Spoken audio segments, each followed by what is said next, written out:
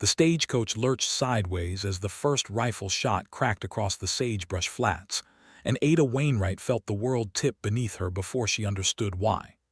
"Down! Everyone down!" The driver bellowed, but the words came too late.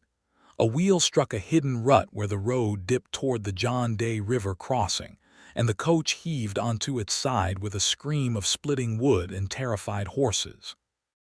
Ada was thrown against the window frame, her shoulder taking the brunt of the fall, and for a moment there was only dust and the sound of her own heartbeat pounding louder than the shouting outside.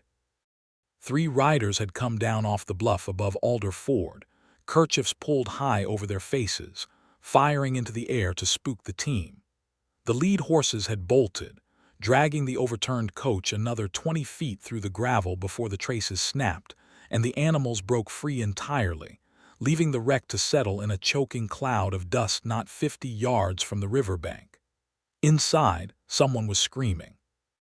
Ada blinked the grit from her eyes and found herself pressed against the paneled ceiling, which was now the floor, with widow Louisa Calloway crumpled against her, blood running from a cut above the older woman's eyebrow, and beneath them both, wedged under the fallen strongbox and a shifted trunk, a young man Ada did not know was pinned at the leg, moaning through clenched teeth. "Hold still," Ada said, though her own voice shook. "I have you. Hold still." Outside, gunfire answered gunfire. She heard a man's voice, low and commanding even through the chaos, shouting for the bandits to stand down, and the particular flat crack of a revolver being fired with purpose rather than panic. That was Roy Ellsworth, though Ada did not yet know his name. He had been riding a half-mile behind the coach on Marshal's business, escorting a shipment of court papers bound for the recorder's office at Alder Ford, and he had seen the dust of the ambush rise off the bluff before he ever heard the shots. He put his heels to his horse and closed the distance at a dead run, drawing his revolver as he came, and when the lead rider peeled off toward him rather than the coach, Roy did not slow. He fired once, deliberately wide, a warning meant to buy seconds rather than blood, because a deputy marshal who killed a man before knowing his crime was no better than the men he chased. The rider flinched, wheeled his horse hard, and the other 2, seeing their leader break off, followed him back up the slope and into the timber, taking with them nothing but the dust of their own retreat and a strongbox they had failed to reach. Roy did not chase them. There were people trapped in that coach, and a marshal's first duty, whatever the badge might suggest to strangers, was to the living in front of him. He swung down before his horse had fully stopped, and it was in that moment, scrambling over the splintered door of the overturned coach, that he first saw her. A woman with dust in her dark hair and blood not her own on her sleeves, bracing her whole body against a fallen trunk to keep it from crushing a stranger's leg, giving orders in a voice far steadier than it had any right to be. "I need something to pry with," she called out, not even looking up to see who had answered. "The strongbox has him pinned and I cannot lift it alone." "You will not have to," Roy said, and put his shoulder to the trunk beside hers. Together they heaved, and the weight came up just enough. Ada dragged the young man free by his collar and his belt, his leg bent wrong at the knee but not broken through the bone, judging by the way he cried out but could still move his toes when she asked him to try. Roy reached past her to steady widow Calloway, whose cut above the eye was shallow but bleeding freely, the way scalp wounds always did, looking far worse than it was. "You are a marshal," Ada said, finally looking at him properly, taking in the star pinned crooked on his vest. The dust streaked across a face that was, she noted with the distant part of her mind that always noticed such things even in crisis, a fine one, weathered and steady-eyed. "Deputy Marshal, Roy Ellsworth." He held out a hand to help her climb free of the wreckage, and she took it, and neither of them thought anything of the moment beyond its plain necessity, though later, both of them would remember the strength of that grip, and the way neither had let go a half-second longer than was needed. "Ada Wainwright," she said, "I do a fair bit of sewing when I am not prying trunks off strangers." "You did fine work with the trunk," Roy said, and something in his voice, wry and warm at once, made her almost smile despite the blood on her hands and the ringing in her ears. They got the driver out next, his collarbone broken but his life not in danger, and then turned their attention to the strongbox itself, which had drawn the bandits' interest for a reason. It was locked, dented from the fall, and stenciled with the seal of the Territorial Land Office at the Dalles. That box was meant to carry recorded deeds and survey certifications down to the county office here at Alderford, the driver said through gritted teeth as Roy splinted his arm with a piece of the shattered door frame. Nothing in it worth a man's life, unless a man had particular reason to want certain papers lost along the road instead of filed. Ada looked at the box a long moment, some instinct she could not yet name pricking at the back of her neck, though she would not understand its meaning for many days yet. "Who requested this shipment?" Roy asked. "Filed out of the county recorder's office here," the driver said. "Man named Grady signed for it himself." Ada's stomach turned over, though she said nothing yet. Silas Grady was her guardian. Silas Grady controlled every dollar of her inheritance and every acre of her father's ranch, and had done so for the 8 months since Jonathan Wainwright had died of a fever that took him inside a fortnight, leaving a will that named his old business partner as steward of an estate. He judged his only daughter unfit, as an unmarried woman not yet 25, to manage herself. She said nothing of her suspicion to the marshal that day. It was only a strongbox. It was only a name. But she carried the unease of it with her all the way into town, riding behind Roy Ellsworth on his borrowed second horse, while Widow Calloway rode ahead with the injured passengers in a hastily flagged-down freight wagon, and the golden late summer light slanted long and low across the sagebrush, as if nothing at all had happened, as if the whole wide Oregon country had not just tried to kill 6 strangers over a box of paper.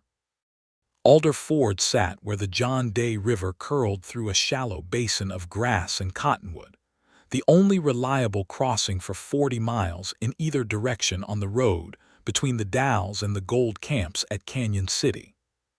It was not a large settlement, a scatter of a dozen buildings along a rutted street, a general store, a livery, a small clapboard church that also served as schoolhouse on weekdays, a saloon that did most of its business off freighters and miners passing through, and at the edge of it all, where the road met the water, Widow Calloway's ferry, the only safe way across when the river ran high.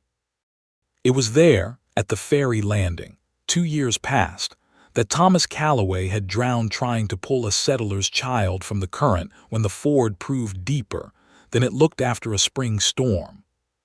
His widow had kept the ferry running ever since, because the town needed it and because, she said, it was the last thing of her husband's that still moved. Ada thought of that story again as she stood in the doorway of her own small dress shop that evening, watching Roy Ellsworth ride toward the marshal's office with the recovered strongbox lashed behind his saddle, and she found herself hoping, with an intensity that surprised her, that she would see him again soon. She did not have to wait long. The next morning, Silas Grady came to her shop before the sun was fully over the ridge, letting himself in without knocking, as he always did, as though the door itself belonged to him, along with everything else that had once been her father's.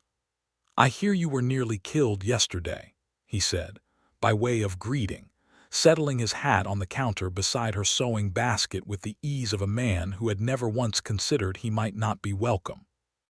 "I am well, thank you for asking," Ada said evenly, though the sarcasm was not lost on him. Silas Grady was 50-some years old, silver at the temples, dressed always a shade too finely for a settlement like Alderford, as if his clothes alone might convince people he belonged somewhere grander. He had been her father's partner in the cattle business for a decade before Jonathan Wainwright's death, and whatever affection had once existed between the two men, Ada had come to believe in the months since, had been one-sided. "I have come about the quarterly accounting," he said. "The ranch shows a loss again this season. Grazing fees, feed, the wages for Hendricks and his boy. I am afraid the estate cannot sustain your allowance at its current rate." My father's ranch has run a profit every year since before I was born, Ada said. It did not stop running one the week he died. Cattle prices are not what they were, Silas said smoothly. You may trust my accounting, or you may hire your own bookkeeper, though I doubt you will find the funds to pay one, given the loss. It was an old argument by now, one she had lost a dozen times because the law, as it stood, gave her no standing to demand the ledgers be opened to independent eyes. Her father's will had named Silas Grady sole executor and guardian of the estate until Ada reached 25 years of age or married a man of good standing approved by her guardian, whichever came first. She was 23. The 2 years remaining stretched ahead of her like a sentence.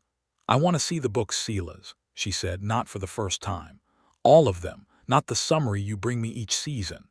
When you are less occupied with getting yourself shot at on public roads, he said, retrieving his hat, we will discuss it further. At the door he paused, and something in his voice shifted, grew almost gentle in a way that never failed to unsettle her more than his usual coldness. You know I only wish to see you settled, Ada.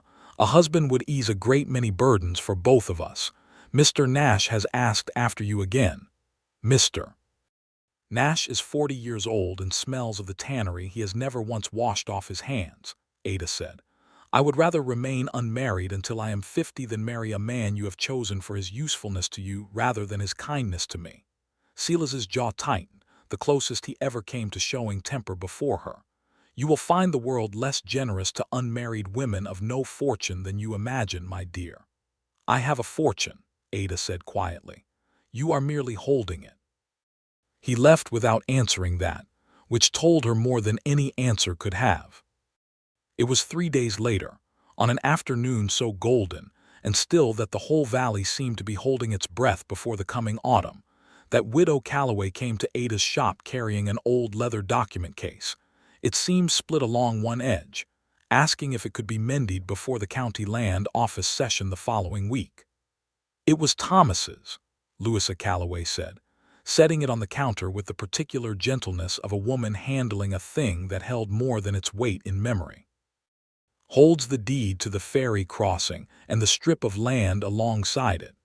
I have to bring the original for the recorder to confirm against the county's copy, on account of some fuss Mr. Grady's clerk made about the filing. Never had trouble before. Suppose I ought not to be surprised trouble finds me now, the way this year has gone. What sort of fuss? Ada asked, already turning the case over in her hands, assessing the damage with the practiced eye of a woman who had been sewing since she was 7 years old. Says the county's recorded copy don't match what they expect on file from the original survey, Louisa said. Some question about the boundary along the water line. Mr. Grady's been very attentive about it, actually. Came out to the ferry himself twice this month to look over the old markers. Ada's hand stilled on the leather. I will have it mended by tomorrow, she said, and meant it as more of a promise to herself than to the widow. That night, working by lamplight after the shop had closed, Ada set about the repair with more care than the task strictly required. The seam had split along the case's inner lining, the stitching rotted through with age and damp, the sort of failure any leather goods would suffer after 20 years of use.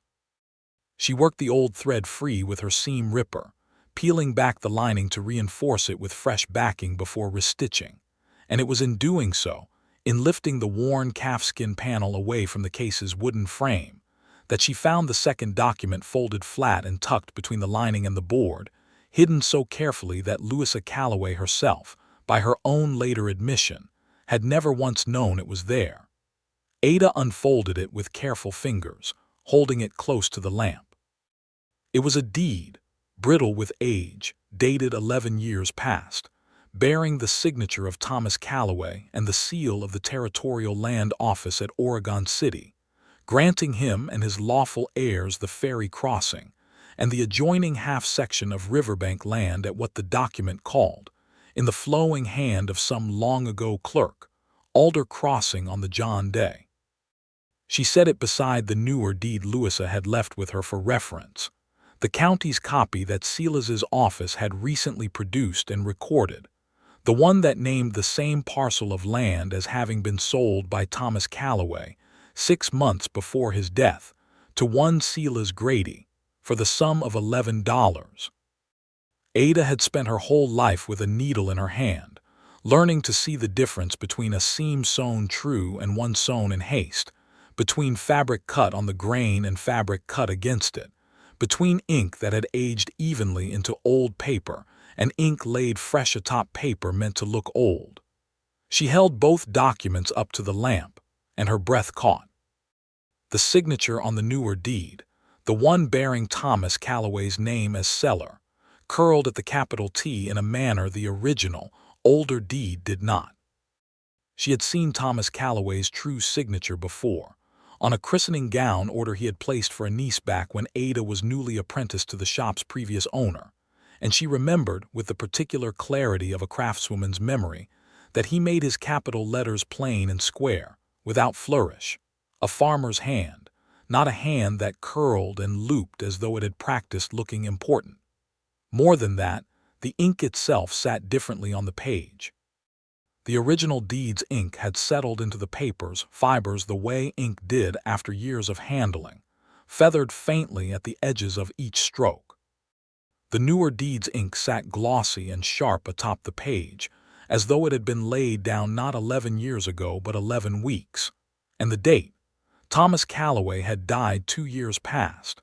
The forged deed claimed he had sold the land 6 months before his death.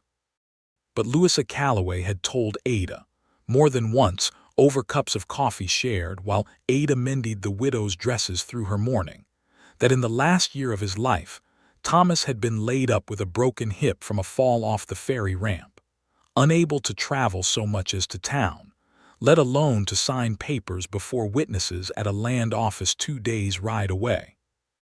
The forged deed claimed a signing that could not have happened, in a hand that was not his, backed by a seal that Ada, holding it now beside the genuine seal on the original, could see had been struck slightly off-center, the raised lettering of the territorial crest blurred at its lower curve, or a hurried engraving, made to mimic the real thing rather than press from the genuine die, had failed to catch every detail true.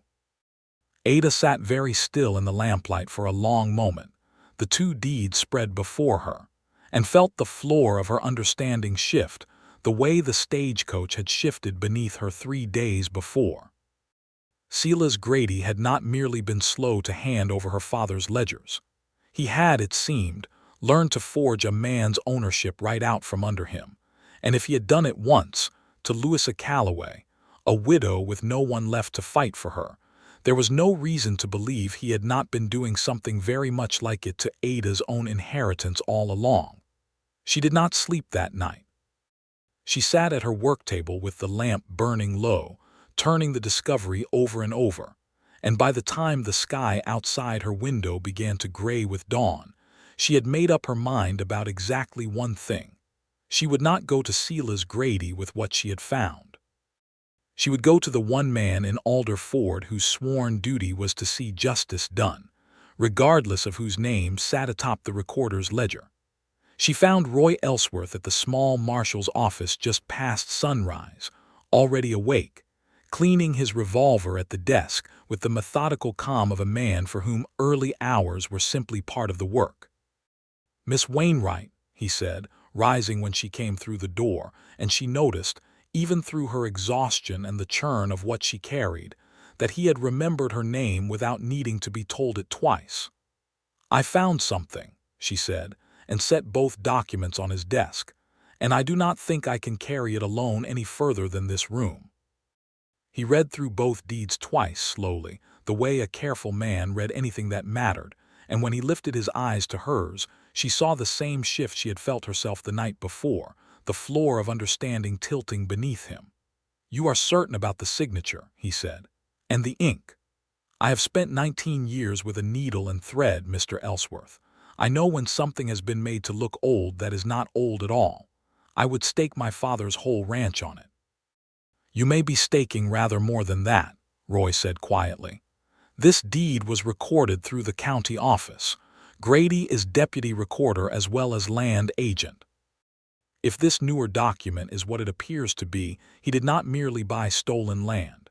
He forged the instrument of the theft and then filed it himself, under color of his own office. Is that not exactly the sort of thing a marshal exists to stop? It is, Roy said, but it is not so simple as arresting a man for owning a piece of paper I do not like the look of. That deed is recorded. Legally, as things stand this morning, it holds. A recorded instrument is presumed valid until a court says otherwise, and the only court that can say otherwise out here is the circuit court, and Judge Cross is not due through Alder Ford for another 6 days.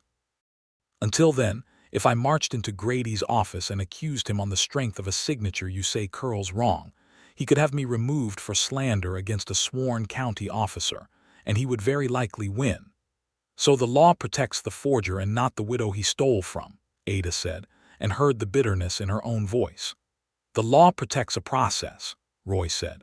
It is meant to protect the widow too in the end, but only if we bring it proof strong enough that no judge could rule otherwise. That is not the same thing as justice happening the moment it is needed. I have worn this badge 4 years now, Miss Wainwright, and it has taken me most of that time to understand there is a difference between the two, and that a man sworn to the law does not always get to choose which one he serves first in a given hour. Ada studied him for a long moment, this man who had ridden headlong into gunfire 3 days ago without a flicker of hesitation, now speaking with such careful patience about the limits of what he could do, and found she respected the second as much as the first. Then we build the proof, she said. 6 days is not so very long. No, Roy agreed, and something in the way he looked at her, something warm and a little wondering, made her feel for the first time since her father's death that she was not facing the fight alone. It is not. They spent the first 2 of those 6 days building a case as carefully as Ada built a seam, stitch by stitch, checking and rechecking. Roy rode to the county courthouse records room himself and requested, under his authority as deputy marshal investigating the road agent ambush, to review every deed transaction Silas Grady's office had processed in the past year. A request the clerk on duty, a nervous young man named Whitfield who plainly feared his employer more than he trusted the law, tried twice to deny before Roy's patience, and his badge together won out. They found 4 other transactions bearing the same telltale curl in a signature, 4 other parcels of land along the river, and the trail beyond it that had passed, in the past 18 months, from settlers and widows, and one elderly rancher too infirm to travel to town, into the name of Silas Grady or into names that, upon inquiry, traced back to men who owed Grady favors or debts. Ada, for her part, went to the traveling peddler who came through Alder Ford twice a season selling tinware, buttons, and engraving work for those wanting initials pressed into watch cases or belt buckles, a wiry, nervous little man named Otis Prout, and asked him, with the easy friendliness of a woman who had bought thread from him for 3 years, whether he had ever been asked to strike a sealed die for the county recorder's office. Prout's hands had gone very still over his tray of goods. "I do not want trouble, Miss Wainwright," he said. "I do not want to bring you any," Ada said gently. "I only want the truth. A widow is about to lose her home over a false seal, Mr. Prout. If you struck it, you did not know what it would be used for, but if you know that now and you say nothing, that silence becomes a choice of its own." He did not answer her that day. But 2 days later, he came quietly to the marshal's office in the evening, when the street was empty, and told Roy the whole of it, that Silas Grady had paid him, the previous winter, to engrave a die matching the territorial land office seal, claiming he needed it for a set of ceremonial stationery, and that Prout, though he had wondered at the request, had not asked further questions because the money had been good and the winter had been hard. It was, Roy said afterward, the single piece of testimony most likely to sway a judge, because it came not from Ada, who might be dismissed as a woman with a grievance against her own guardian, nor from Louisa Calloway, who might be dismissed as a widow grieving her land, but from an outside party with no stake in the outcome beyond his own conscience. Silas Grady, however, did not remain ignorant of their efforts for long. It was young Whitfield, the nervous clerk, who let slip to his employer, out of fear rather than malice, that the marshal had been through the transaction records twice in 1 week asking pointed questions. And by the 4th day, Ada returned to her shop after dusk to find the front window shattered and her work table overturned, the drawer where she had kept the 2 Callaway deeds pried open and emptied. She stood in the doorway with her heart hammering, more furious than afraid, and it was Roy who arrived first, alerted by the sound of breaking glass from 2 doors down, revolver drawn, sweeping the shop for danger before he would let himself feel the relief of finding her unharmed. "They took the deeds," Ada said, once she trusted her voice not to shake. "Both of them. Did you copy them?" "I did not think to. I am a seamstress, Mr. Ellsworth, not a court clerk." But even as she said it, something occurred to her and she went still. Louisa Callaway has the case itself back at the ferry landing, but I never gave the original document back to her. I told her I would keep it safe in the shop until the hearing, along with the county's forged copy for comparison, because I did not want her carrying it across the river twice. Her face went pale. "They took the only proof we had." "Not the only proof," Roy said, though his own jaw was tight with anger at the break-in, at the violation of her shop, at how close whoever had done this had come to finding her there alone. "We have Whitfield's records showing 4 other suspicious transfers. We have Pruitt's testimony about the seal. What we do not have any longer is Thomas Callaway's original signature to compare against the forgery in front of the judge's own eyes, and that was the strongest single piece we held." "Then we find another way to prove the same thing," Ada said, and though her hands trembled with the aftermath of fear, her voice did not. It was that same night, sitting together at her overturned work table while Roy helped her sweep glass from the floor by lamplight, that he said the thing that had been sitting in his chest for 2 days. Ada. He had taken in the past days to using her given name when they were alone, and she had let him, had found she liked the sound of it in his voice more than she had expected to. "I want to propose something to you, and I want you to hear the whole of it before you answer, because I know how it will sound at first." She set down the dustpan and looked at him. "Grady still holds legal guardianship over you," Roy said. "That guardianship, and everything he does under its shelter, ends the moment you marry a man he cannot control. I'm not such a man he could ever hope to control, and I have a badge and a salary and a roof over my head at the marshal's quarters that is, at the very least, sound and dry. If you married me, even as a matter of arrangement only, it would put you beyond his reach before the hearing ever happens. You would not have to wait 6 more days wondering whether he might do something worse than break a window." Ada was quiet for a long moment, and Roy, watching her face, found he could not read it. "You are offering to marry me," she said finally, "to protect me from my guardian." "I am offering you a way out of danger that does not require you to owe anyone anything you do not wish to owe," Roy said. "It would be a marriage of convenience only, Ada. I would ask nothing of you that you did not freely choose to give. I only cannot stand the thought of another night like tonight, wondering if the next stone through your window comes with worse behind it."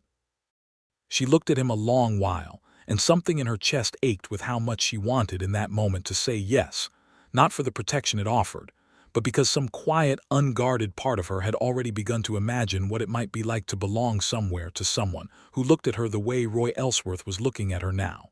But she shook her head. "No," she said gently. "Not like that." Roy's face did not fall exactly, but something in it settled, careful, waiting. "I have spent 8 months being told I am not competent to manage my own life," Ada said. "That I need a guardian's hand on every decision, that marriage is the only door through which I might walk free of my own father's will. I will not walk through that door simply because it is offered, Roy, even by a man as good as you plainly are. If I marry, I want it to be because I have chosen it with my whole heart, standing on my own 2 feet, not because I was afraid of what waited for me if I did not. I would rather face 6 more nights of broken windows than owe my freedom to a bargain instead of to love. Roy was silent a moment, and then, slowly, he smiled, and it was not the smile of a disappointed man, but of one who had just learned something he would carry a long while. "That," he said, "is the finest answer anyone has ever given me to a poorly considered proposal." "It was not poorly considered," Ada said, softer now. "It was kindly meant, I know that. I will not forget it." "Then we will find another way," Roy said, "and I will sleep across the street in the livery loft until this is settled, whether you want the company or not, because I intend to be close enough to hear glass break twice." Ada laughed then, for the first time in days, and the sound of it settled something loose and anxious in Roy's chest that he had not realized was there. The trouble that arrived the next morning, however, had nothing to do with windows.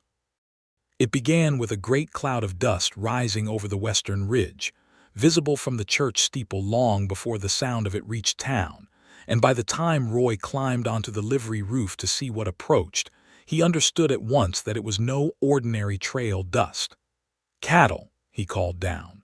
"A large herd, moving fast and moving wrong."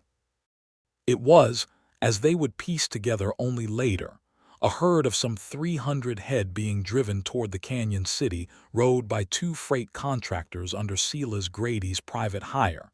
Cattle purchased. It would come out at trial, with money skimmed from Ada's own inheritance under the guise of ranch expenses.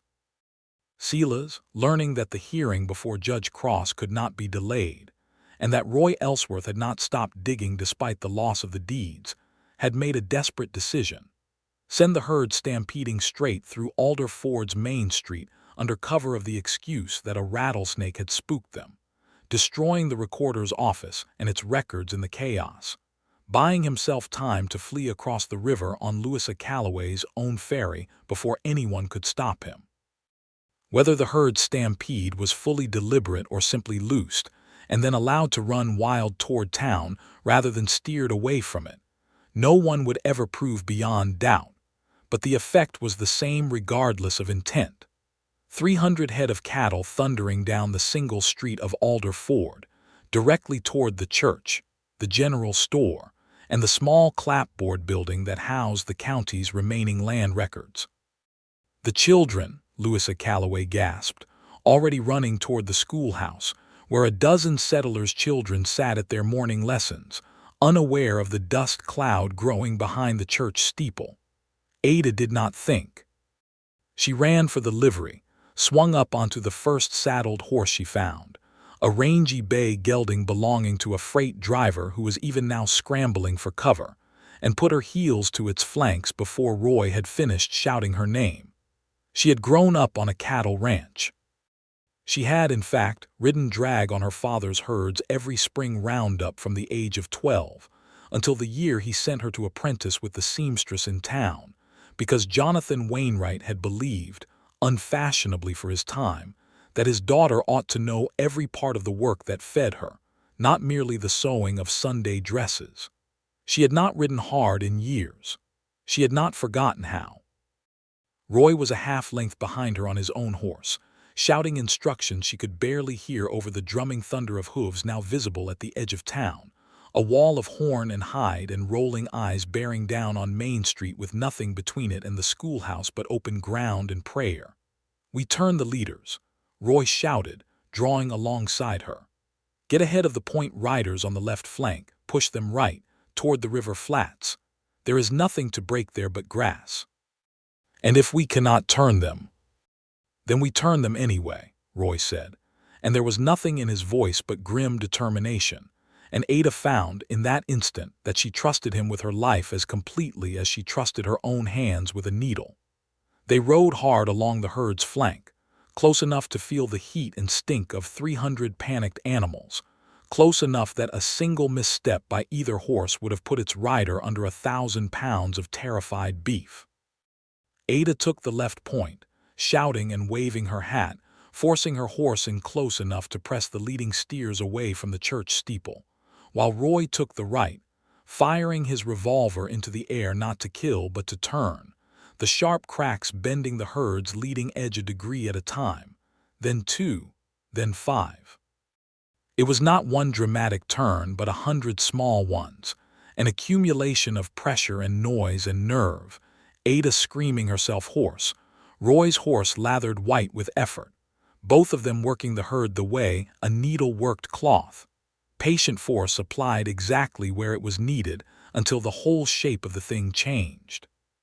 Slowly, agonizingly, the herd's charge bent away from the schoolhouse, away from the church, funneling instead toward the open river flats south of town, where the ground was flat and unbroken for half a mile in every direction, nothing to trample but wild grass gone gold in the late summer sun. At the last critical moment, as the leading steers wavered between the safe path and the row of buildings, 3 riders came unlooked for out of the cottonwoods along the river, moving with an ease and skill that told Ada at once these were not settlers, but men who had ridden horses since before they could walk. They were Umatilla horsemen, 3 young men who had been camped along the river that week for the late salmon run, and seeing the danger unfolding, had not hesitated to ride into it.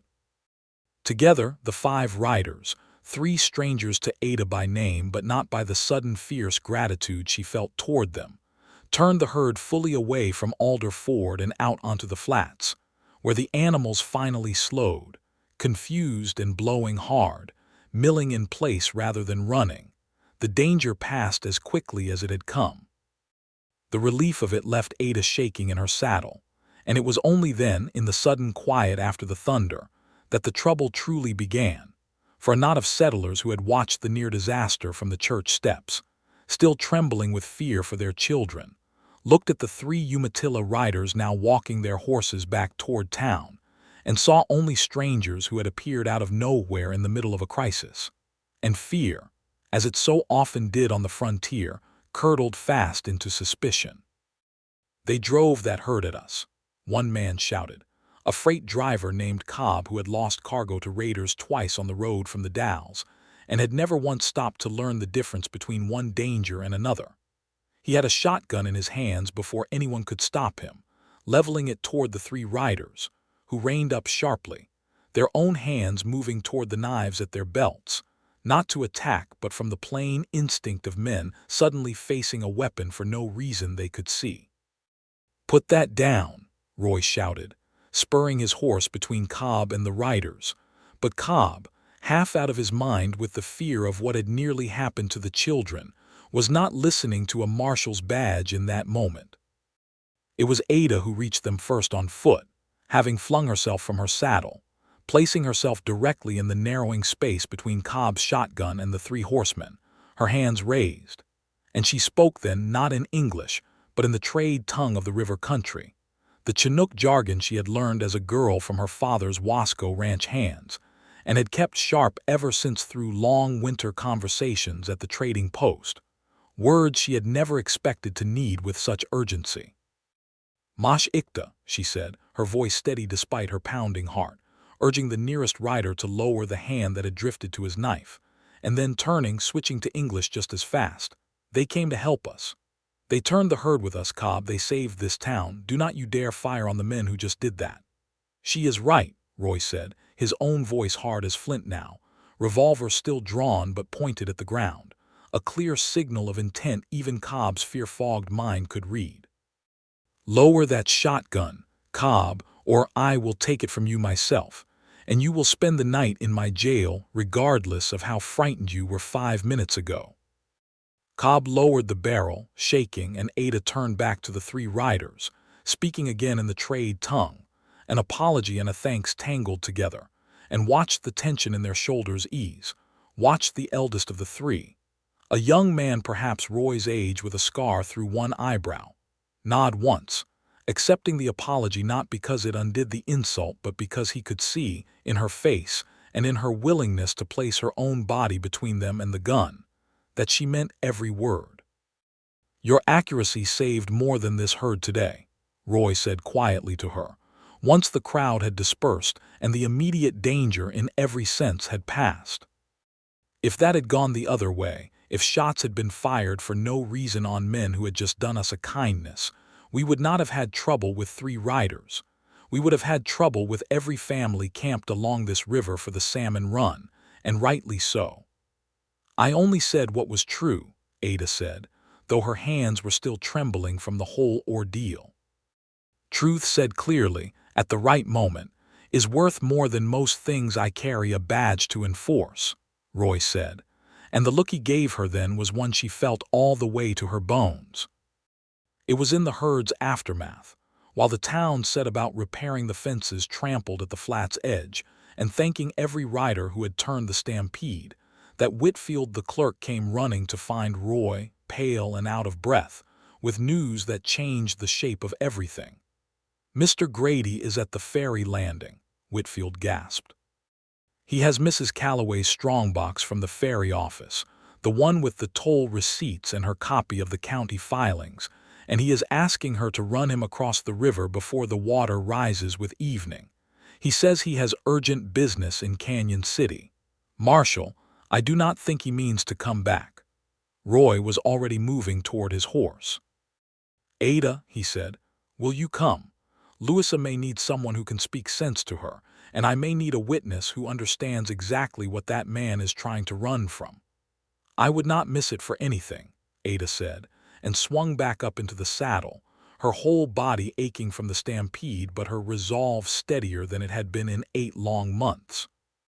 They found Silas Grady at the ferry landing exactly as Whitfield had described, his fine coat dusted with the day's chaos, a leather satchel clutched under one arm that Ada would later learn held nearly $4,000 in cash and negotiable notes, the accumulated theft of a year and a half of guardianship, packed and ready to carry him across the river and onto the Canyon City Road, beyond the reach of any circuit court that might otherwise catch up to him in 6 more days.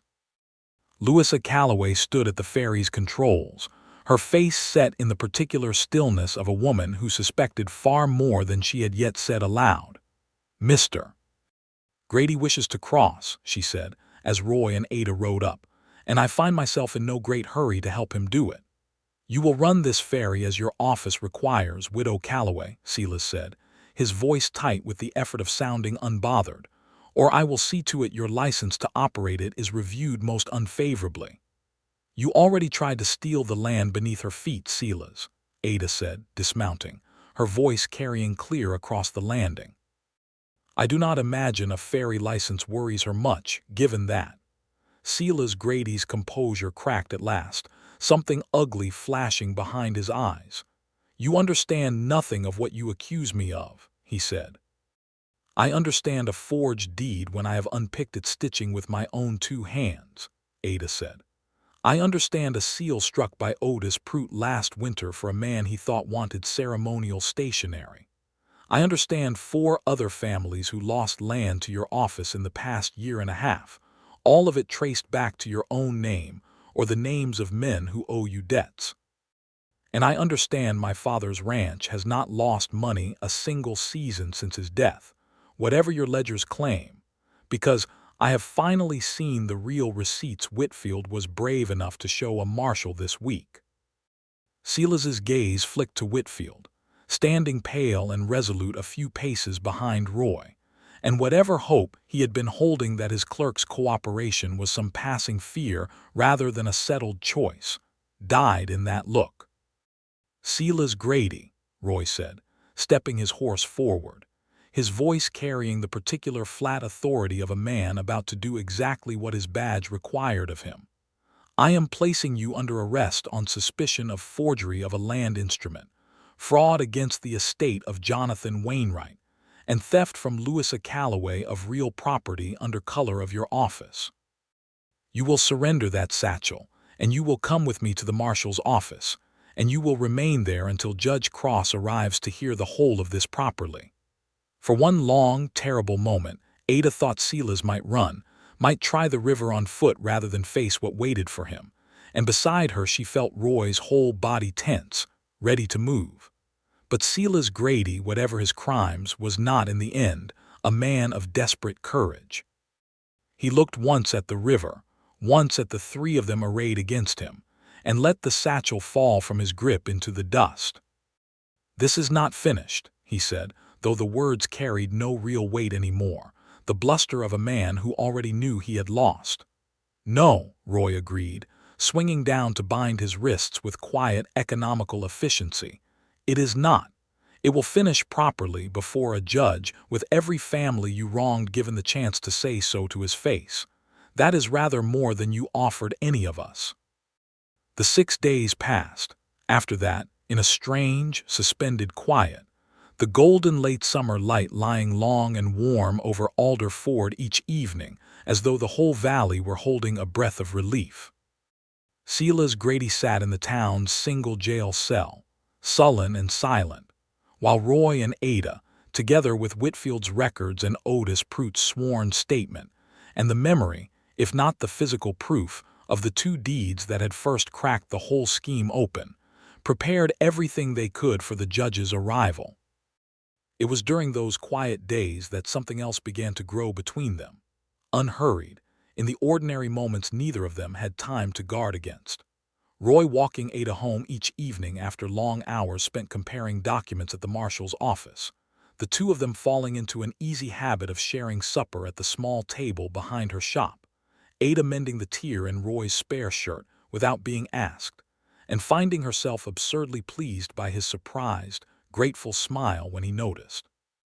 "You did not have to do that," he said, holding up the shirt. The tear along the shoulder seemed now invisible. "I know," Ada said. "I wanted to." "That is becoming something of a habit with you," Roy said. "Doing things you want to do, regardless of what anyone expects." "It is the only habit I have left that Silas Grady never managed to take from me," Ada said, and though there was an edge of old anger in it, there was warmth there too, warmth she let show more openly now than she had allowed herself in months. They spoke over those evenings of small things and large ones, of Roy's boyhood in Ohio, of the war he had fought through as a boy barely old enough to carry a rifle, and the badge he had taken up afterward because he had wanted, he said, some way of putting things right in a world that had shown him how easily they went wrong. Of Ada's mother, dead since she was 9, and her father who had taught her to ride and to sew with equal seriousness, believing a woman ought to be capable of everything, dependent on nothing. "What will you do?" Roy asked her one evening, the 2 of them sitting on the low step outside her shop as the sky turned the particular deep gold of a high desert evening in late summer, when the ranch is truly yours again, if the judge rules as we expect him to. Ada considered the question a long while before answering. "I have been thinking of the Ford," she said finally, "of Thomas Calloway, and how he died trying to save a child at a crossing that never should have been so dangerous in the first place. I have been thinking that a bridge, a real bridge, might do more good for this town than any single acre of grazing land I could keep for myself. I think I want to use what comes back to me to help build one." Roy was quiet a moment, watching her in the fading light. "That is a great deal to give away," he said carefully, "for a woman who spent 8 months fighting to keep what was rightfully hers." "It would not be giving it away," Ada said. "It would be choosing what it is for. There is a difference, I think, between having something taken from you and choosing to spend it on something that matters." "There is," Roy agreed, and something in his chest, watching her in that moment, settled into a certainty he had been circling for days without quite naming. That he loved this woman, not for her courage alone, nor her skill, nor her kindness, though she had shown him all 3 in abundance, but for the whole particular shape of her, stubborn and generous and utterly her own, and that he wanted, more than he had wanted anything in a long while, to spend his life discovering the rest of what made her exactly who she was. Judge Nathaniel Cross arrived at Alder Ford on schedule, a spare, gray-bearded man who had ridden the circuit through eastern Oregon for 11 years and had, by his own account, seen every manner of fraud a frontier could produce, though he admitted, once the whole case had been laid before him in the small schoolhouse that served as courtroom on such occasions, that he had rarely seen one so thoroughly unraveled by a seamstress's needlework. The hearing took the better part of 2 days. Louisa Calloway testified to her husband's broken hip in the last year of his life, a fact confirmed under oath by the town doctor, making it plainly impossible for Thomas Calloway to have traveled to sign any deed 6 months before his death, as the forged instrument claimed. Otis Prout testified, hands shaking, to the engraving die he had struck at Selah Grady's request the previous winter. Whitfield laid out the county's transaction records. 4 other parcels traced back through a web of debts and favors to Selah Grady's own hand.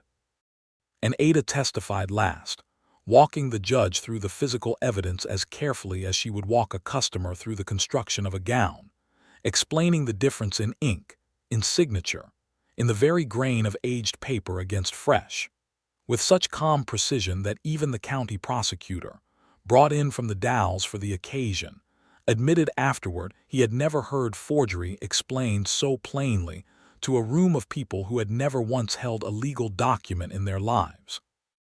Judge Cross ruled from the bench on the second afternoon, his voice carrying clear through the open schoolhouse windows to the crowd gathered outside who could not fit within. The deed transferring the ferry crossing and adjoining land from Thomas Calloway to Selah Grady was declared a forgery, void from its inception, and full title restored to Louisa Calloway and her heirs. The 4 other parcels traced to Grady's scheme were similarly voided, restored to their rightful owners, or, in 2 cases where the original owners had since passed with no heirs, held in trust by the county pending further inquiry. The guardianship of Ada Wainwright, established under her late father's will, was dissolved outright, the judge finding more than sufficient cause in the evidence of fraud to declare her fully competent to manage her own affairs, with no further condition of age or marriage attached, a ruling that drew a small, fierce cheer from the gathered crowd that made Ada's eyes sting with tears she had not expected. And Selah Grady, found guilty of forgery, fraud, and theft under color of public office, was sentenced to the territorial prison at Portland for a term of 12 years, with what remained of the stolen funds, some $3,000 recovered from his satchel and accounts, ordered returned to his victims in proportion to their losses, with a further sum set aside, at the judge's own suggestion after hearing Ada's account of her hopes for the ford, toward the improvement of the crossing itself, should the town choose to pursue it.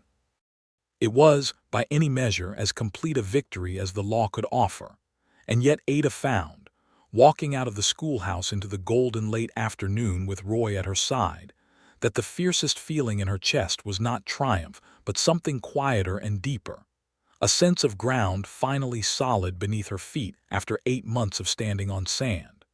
The weeks that followed moved with the particular urgency of a town remaking itself before the weather turned. Ada returned to her father's ranch for the first time in 8 months, walking its fence lines with Hendricks, the loyal foreman who had kept the herds honest despite Selah's meddling, and found the place exactly as she remembered it, golden grass and cottonwood shade, and the low, steady lowing of cattle in the evening, hers now beyond any question or condition. She did not, in the end, give away everything she had recovered, though it had been her first instinct in the flush of righteous certainty after the ruling. It was Roy who gently talked her back from that particular cliff edge, sitting with her at the ranch house table one evening as she drew up figures for how much of her restored inheritance she meant to pledge toward the bridge. "You are proposing to give nearly all of it away," he said, looking over her figures. "Enough that you would have to sell half your herd to see the ranch through winter."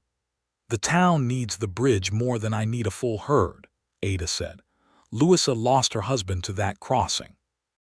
I will not have another family lose someone the same way, not when I have it in my power to prevent it." "You do have it in your power," Roy said, "but you do not have to hold up the whole weight of it alone, Ada, any more than I could have turned that stampede alone, or you could have pried that trunk off a stranger's leg without my shoulder beside yours. The judge set aside restitution funds for the crossing already.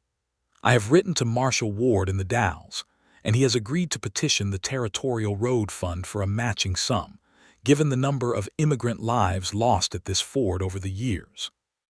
Between that and what the town itself can raise in labor and lumber, and a fair, but not ruinous, portion from you, there is enough to build a proper bridge without you giving away the very foundation you just fought so hard to win back. Ada looked at him a long moment, the lamplight warm on his face, and felt something in her chest ease that she had not fully realized was clenched tight. "You went and wrote to your own marshal on my behalf," she said, "without telling me. I did not want you sacrificing your whole inheritance out of grief for a man you never even met, when there was another way to be found," Roy said. "You fought too hard to get this back, Ada. I will not stand by and watch you give it all away again, even to something as worthy as a bridge, when I can help find a way for you to keep both the land and the dream. That," Ada said softly, "may be the second finest thing anyone has ever said to me." "What was the finest?" "You will have to wait and find out," she said, and there was a warmth in her smile that made his pulse quicken in a way 4 years of Marshall's work under fire had never quite managed. The bridge rose over the following weeks with the whole town's hands upon it, freighters and ranchers and the general store's owner all lending labor and lumber in their turns, Widow Calloway overseeing the placement of the first stone piers herself, insisting on standing in the shallows to guide them, because, she said, Thomas would have wanted to see the water tamed at last with his own hands, and since he could not, she would stand there for him. Even the 3 Umatilla riders who had helped turn the stampede returned during the salmon run to lend their own skill with rope and timber, a debt of gratitude repaid and then some. And Ada, moving among the workers each day with cool water and bread, and her own 2 capable hands whenever a task needed them, found herself, for the first time in longer than she could remember, simply happy. It was on an evening in early autumn, the bridge nearly finished, its last timbers being laid across the current that had claimed Thomas Calloway 2 years before, that Ada found Roy standing alone at the water's edge, watching the golden light spread low and long across the river, the same particular light that had lain over the valley the day of the stagecoach ambush, though neither of them in that moment was thinking of danger at all. "It is nearly done," Roy said, as she came to stand beside him. "It is," Ada agreed. "I keep thinking of what you said about not having to hold up the whole weight of something alone. I meant it." "I know you did," Ada said, and turned to face him fully.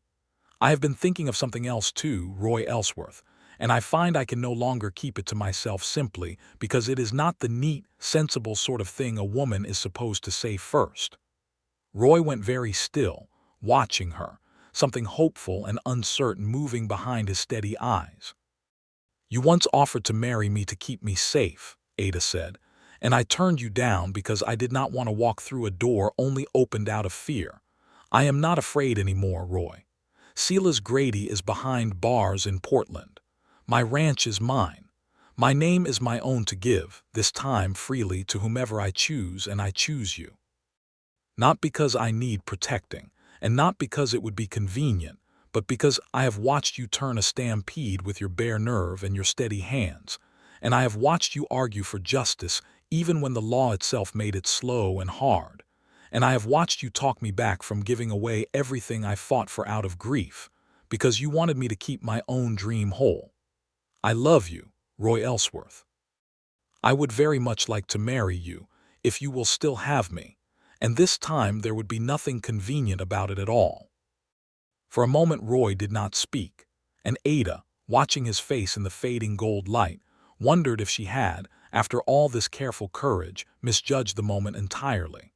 But then he laughed, low and warm and full of a relief so complete it nearly undid him, and closed the last distance between them, cupping her face in both hands with the same careful, sure strength he had used to pry a trunk off a stranger's leg the very first day they met. "I have loved you," he said, "since you told me you would rather face 6 more broken windows than owe your freedom to a bargain instead of love. I did not think I would ever hear anything finer than that from you, and I was wrong because I have just heard it. Is that a yes, then?" Ada asked, laughing herself now, breathless with a happiness that felt, after 8 months of fighting simply to be believed, almost too large to hold. "It is the surest yes I have ever given anything in my life," Roy said, and kissed her there at the river's edge, with the new bridge rising pale and strong against the darkening water behind them, and the whole golden evening settling soft and certain around them both, as though the valley itself had simply been waiting, all this while, for exactly this. They were married 3 weeks later, on a bright, mild afternoon with the last of the season's warmth still lingering in the cottonwoods, standing at the center of the new bridge itself, because, Ada said, there was no place in Alder Ford that better told the story of everything they had built together. Both the danger survived and the dream made whole. Louisa Calloway stood as witness on Ada's side, her ferry now retired to a quieter use as the bridge took its place, and Whitfield, no longer a nervous clerk under a corrupt master but the town's newly appointed and thoroughly honest county recorder, stood on Roy's, along with half the settlement crowded onto the riverbank to watch. Silas Grady remained where the law had placed him, 12 years behind the walls of the territorial prison at Portland, his name struck from every deed he had ever touched, his crimes a settled matter with no further power over anyone's life. The ranch that had once been Jonathan Wainwright's ran full and profitable under Ada's own careful hand, her father's herds grazing golden fields that were, at last, indisputably and entirely her own. And in the evenings, when the work of ranch and marshal's office alike was done, Roy Ellsworth came home not to a bargain or an arrangement, but to a marriage chosen freely, twice over, by a woman who had fought for the right to choose it, and a man who had never once tried to make that choice for her. The bridge held strong through that first winter's high water and every winter after, and travelers on the road to Canyon City spoke of Alder Ford, in the years that followed, not as a dangerous crossing to be feared, but as a safe passage, a bright and sturdy span across water that had once claimed a good man's life, built by a town, and most of all, though few travelers ever knew the whole story of it, by a seamstress who had once unpicked a lie stitch by stitch, and a deputy marshal who had learned, in the doing of it, that the truest justice was not always found on the fastest path, but it was always, in the end, worth the patience it took to reach it.